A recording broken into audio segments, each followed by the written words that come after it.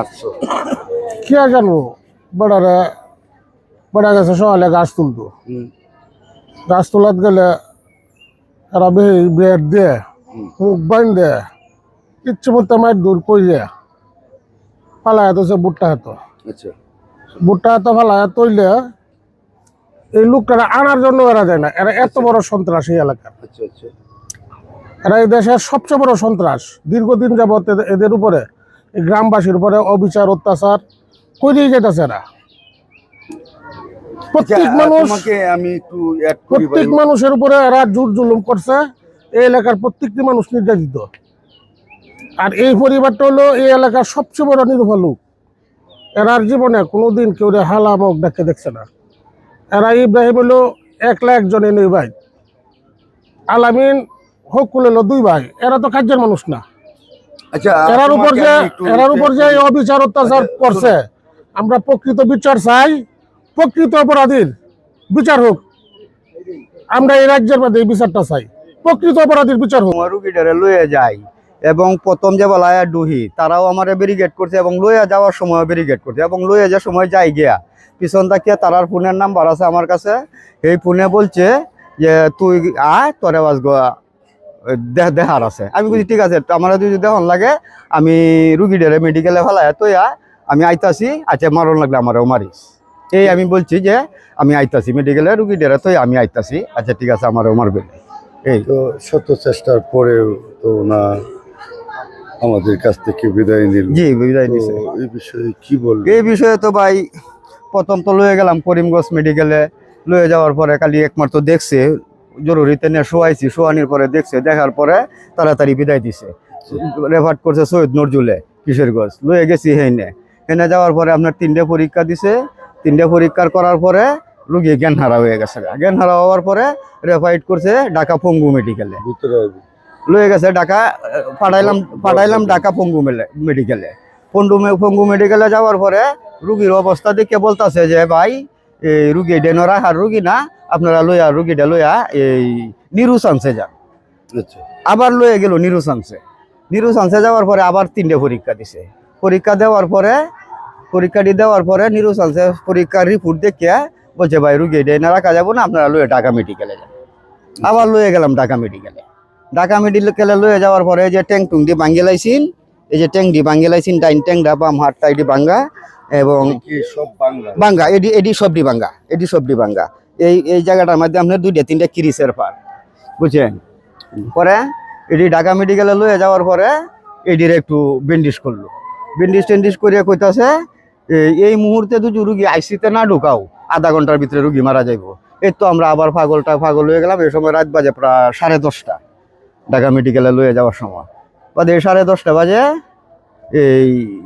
এই সরকারি আইসি পাওয়া যায় না ঢাকা মেডিকেলে না পাওয়াতে বাদে অনেক খুঁজাখুঁজির পরে ঢাকা ধানমন্ডি 27 নম্বরে গিয়ে একটা আইসি পাওয়া গেছে বাদে হেনে পরে রাখলাম হেন আপনার 52 ঘন্টা রাখার পরে আবার হেনটা কেউ বিদায় দিছে বলছে আপনারা সরকারি যে কোনো মেডিকেলে নেন এই রুগী রাখার সম্ভব না বাদে আপনার এই সরুদ্দি মেডিকেলে অ্যাডভোকেট ফজলুর রহমান কাছে সাথে লইয়া মানে একজন সহযোগিতা ধরার পরে অ্যাডভোকেট ফজলুর রহমান সাহেব বলার পরে এই সরুদ্দি মেডিকেলে আইসিডি পাওয়া গেছে তারপর 16 দিন পর আজকে মারা গেল আচ্ছা আমাদের এই এলাকার এই সন্তান সশস্ত্র সেনাবাহিনী আমাদের সকলের পরিচিত মুখ রাজ্জাক ভাই সবাই এই যে এমন একটি মর্মান্তিক ঘটনা ঘটে গেল আপনার এলাকায় তো বিষয়টা আপনার কতটুকু জানেন?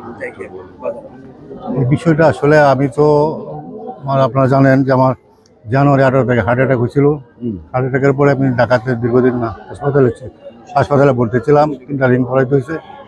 আসার পরে আমি বাড়িতেই থাকি ওটা বাইরে হই না বাড়ি থেকে ডাক্তারের নির্দেশ ছিল যে একটু মুভমেন্ট কম করার জন্যে যার ফলে আমি বাড়িতে থাকি আমি খবরটা খোঁজ নিতে পারি না। তো যেদিন এই ঘটনাটা ঘটে সেদিন দুপুরবেলা আমি শুনছি ঘটনা তো সকালে করতাম দুপুরবেলা শুনছি শোনার পরে খোঁজ খবর নিয়ে দেখলাম যে ঢাকা রুগী রেফার করছে সৈয়দ নজরুল দেখে নিয়ে গেছে ঢাকায়।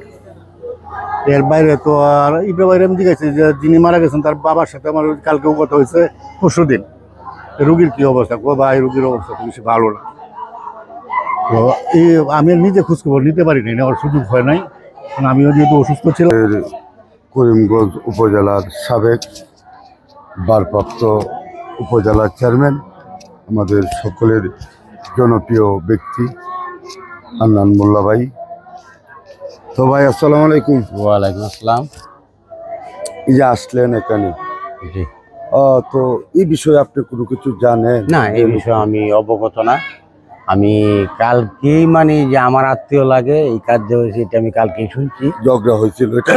এটা শুনছি, হ্যাঁ ঝগড়া হয়েছে কয়েকদিন আগে। আমি একটু দেশের বাইরে আসলাম, ঢাকা গেছিলাম গা, সেই সুবাদে এই বিষয়টা আর আমি অবগত না। খিলিও ঝগড়া এটাও আমি জানি না। এখন কালকে শুনছি আমার মেয়ে এই যে হাবিল বেড়া জসিমুল জামা এরার বাইক লাগে, সেই সুবাদে কালকে আমি জানছি যে আমরা এরা আমার আত্মীয়। তো আপনারা তো এটা শুনছেন যে এখানে ঝগড়া হয়েছে এবং মারামারির পরে মার তাকে অনেক দিন না, এটা পর। শুনছি, হ্যাঁ এটা শুনছি, এটা তো শুনছি যে আপনার উভয় কি পক্ষের। মানে কি প্রতিক্রিয়া জানাবে? না, এটা তো হলো মূলত বিষয়টা হলো যেহেতু ঝগড়া হয়েছে এই সুবাদে ওনারা আঘাত করছে, সেই আঘাতে আজকে সে মৃত্যুবরণ করছে। আইনের প্রক্রিয়া যা হয় আইনের সিদ্ধান্ত নিবে, এটা আইনের প্রতি শ্রদ্ধাশীল। যে ছেলেটা মারা গেছে আমরা নাতি হয়। আচ্ছা আচ্ছা। আমি বাড়িতে ছিলাম না, পড়াশোনা থেকে শুনলাম যে মাইর খাইছে, মারছে, এভাবে বান্ধে হলে মারছে, এটা শুনছি। এই বিষয়ে কি জানো? এই দেখেন ভাইয়ের জায়গা হইলো ওইটা ব্যাগটা, আচ্ছা আচ্ছা হেরা জায়গা দেয় না, জোরে দহল খাইতে দেয়, আচ্ছা আচ্ছা। গেলে মারে।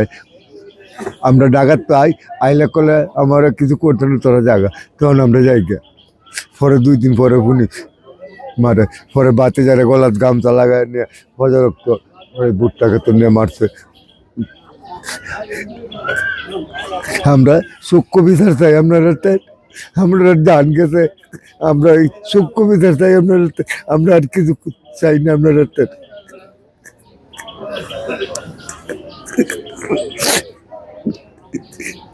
দর্শক, আসলে খুবই হৃদয় বিদারক ঘটনা, খুবই দুঃখজনক ঘটনা। এইভাবে যে হাত পা বেঁধে বুটটাকে তো মানে মেরে ফেলে রেখেছিল, এবং আমরা দেখেছি সামাজিক যোগাযোগের মাধ্যমে একজন লোক তাকে রিকশায় দিয়ে মেডিকেলে নিয়ে যাচ্ছে, সেখানেও কেবা খারাপ বলছে যে তুই আয়।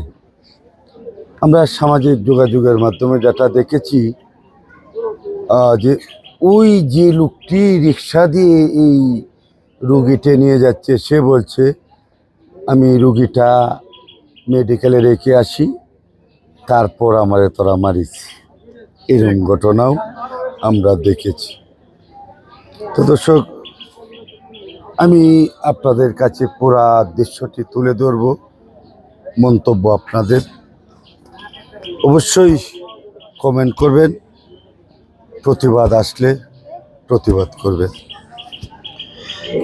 আচ্ছা, তো আপনারা কি ঢাকা থেকে এখন আসছেন, দুদিন হয়েছে আসছেন নাকি? না, রাত্রে আইসি বাতি যারে লইয়া।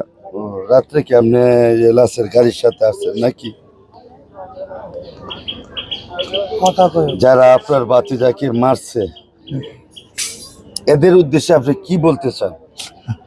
আমরা সূক্ষ্ম বিচার চাই। আমার ভাতি যারা করে মারলো, কি পরা জয় মারলো, আমরা এইটুকুই চাই।